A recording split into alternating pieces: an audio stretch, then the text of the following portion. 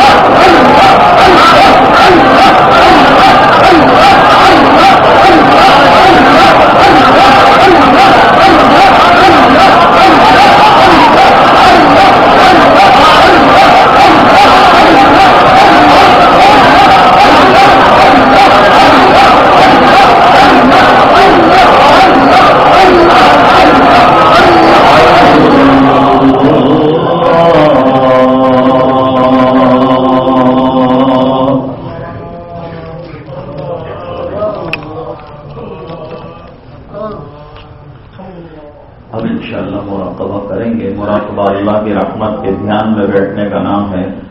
آنکھیں بند ہو، جسم میں نقل و حرکت نہ ہو، سر کو دل کی طرف ذرا سا جھکایا جائے اور لگاتار تصور جاری رکھا جائے. دل کے اندر ایک تصور رکھیں کہ اللہ کی رحمت برس رہی ہے، میرے دل کے اندر اتر کر سما رہی ہے اور میرا دل اللہ اللہ اللہ کر رہا ہے.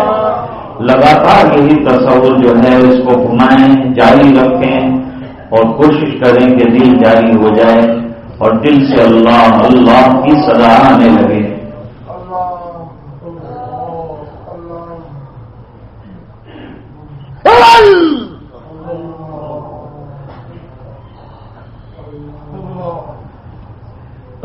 خفتہ دل بیدار بیدار بیدار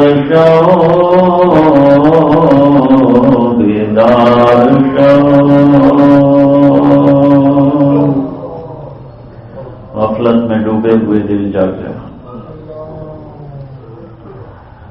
در ذکر حق مشغول شو مشغول شو مشغول شو. اللہ کی یاد میں مشغول ہو جانا چاہیے. اصل تو دل کا کام ہے اللہ کی یاد. غفلت کے ساتھ زندگی نہیں گزارنا ہے، اللہ کی یادوں کے ساتھ زندگی گزارنا ہے. رہ کے دنیا میں بشر کو نہیں زیبا غفلت، موت کا دھیان بھی لازم ہے کہ ہر آن رہے.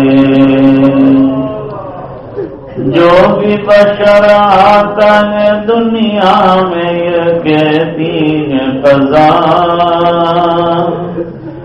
میں بھی پیچھے چلی آتی ہوں ذرا دھیان رہے.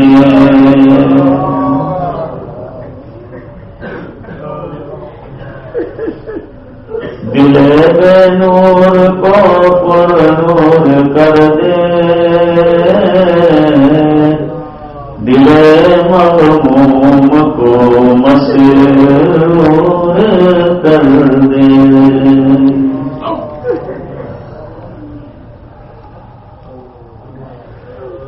فروزہ دل میں شمع طور کر دے اور یہ گوشہ نور سے معمور کر دے.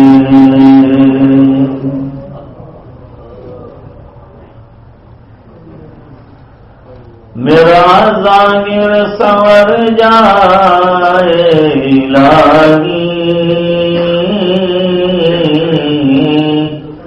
میرے باطن کی ظلمت دور کر دے.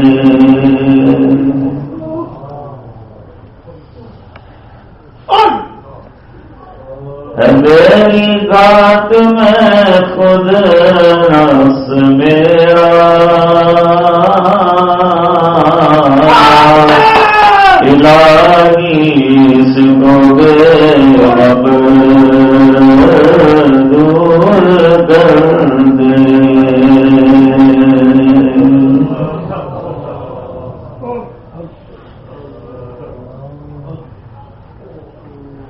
مراقبہ کر رہے ہوں تو سوچنا چاہیے کہ آج اختیار سے آنکھیں بند کی ہے. دن آئے گا کہ آنکھوں کا، زبان کا، جسم کا اختیار ختم ہو جائے گا. بے اختیاری کا عالم ہوگا. پڑے ہوں گے کٹے ہوئے درخت کی طرح.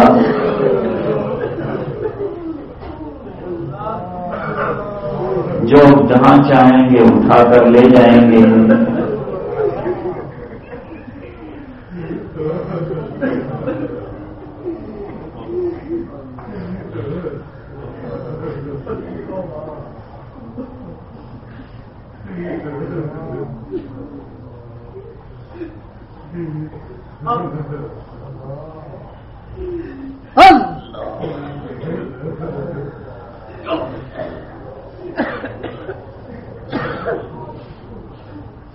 لا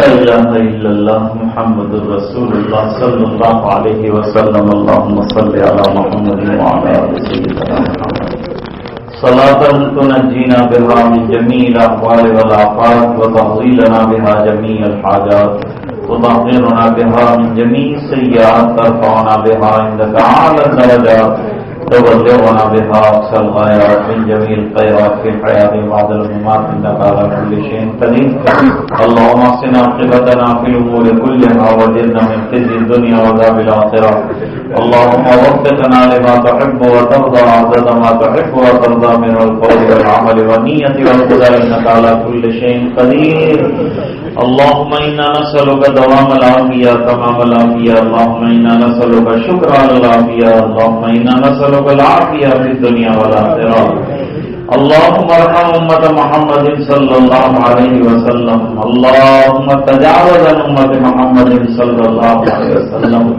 اللهم أكرم أمة محمد صلى الله عليه وسلم اللهم اغفر لأمة محمد صلى الله عليه وسلم اللهم انصر من نصر دين محمد صلى الله عليه وسلم یا مقلب القلوب ثبت قلوبنا على دینک یا مصرف القلوب ثبت قلوبنا الى طاعتک اے اللہ ہمارے گناہوں کو معاف فرما کوتاہیوں سے درگزر فرما اپنا فضل اور کرم شامل حال فرما رحم کے اور کرم کے فیصلے فرما اے اللہ ہم بہت بڑے گناہگار ہیں اللہ بہت بڑے خطا کار ہیں اللہ بہت بڑے ضیاءکار اور ریاکار ہیں اللہ پھر بھی تیری رحمتوں کے خاصگار ہیں پھر بھی تیری مغفرت کے درخواست کرنے والے ہیں اللہ کرم کی بھیک دے دے اللہ اگر تو نے دے دیا تو تیری شان میں کوئی کمی نہیں آئے گی لیکن ہم جیسوں کی بگڑی بن جائے گی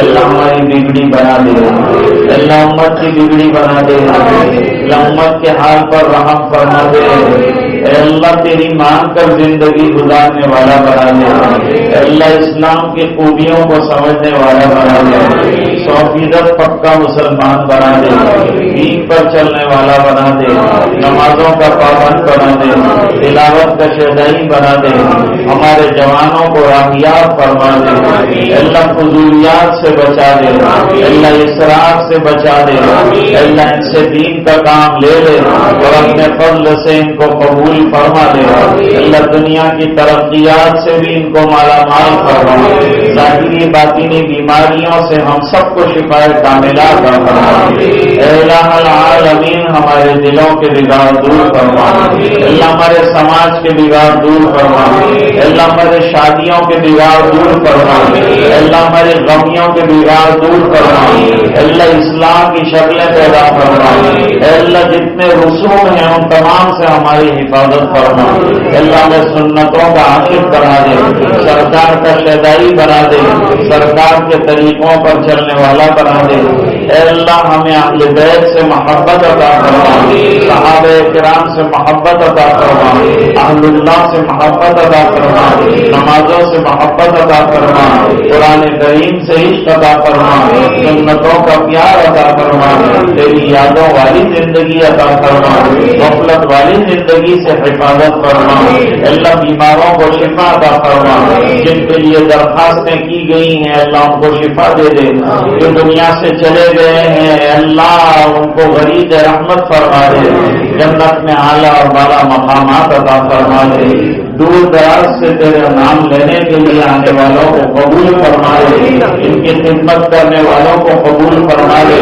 دامے دلوں میں سکونے قدم میں جو بھی ان کی خدمت کر رہا ہے اللہ ان کو جزائے خیر عطا فرما اللہ ان کو بہترین بدلے عطا فرما اللہ ان کو نعم البدل عطا فرما اللہ خیر کے فیصلے فرما اللہ ہماری زبانوں کو ذاکر بنا دے اللہ ہمارے قلوب کو شاکر بنا دے اللہ جسم کو تیرے احکام پر عامل بنا دے اللہ تیری رضا نصیب فرما دے تو ہم سے راضی اور خوش ہو جا ہمیں اپنا بندہ بنا دے معصیات کی نفرت دلوں میں جما دے بیٹیوں کا عشق ہمارے دلوں میں جاگزین فرما دے اے الہ العالمین ہاتھ اٹھا کے جو مانگا عطا فرما دے جو مانگنے سے رہ گیا نصیب فرما دے. اے اللہ حسن زندگی نصیب فرما. اے اللہ حسن اختتام نصیب فرما.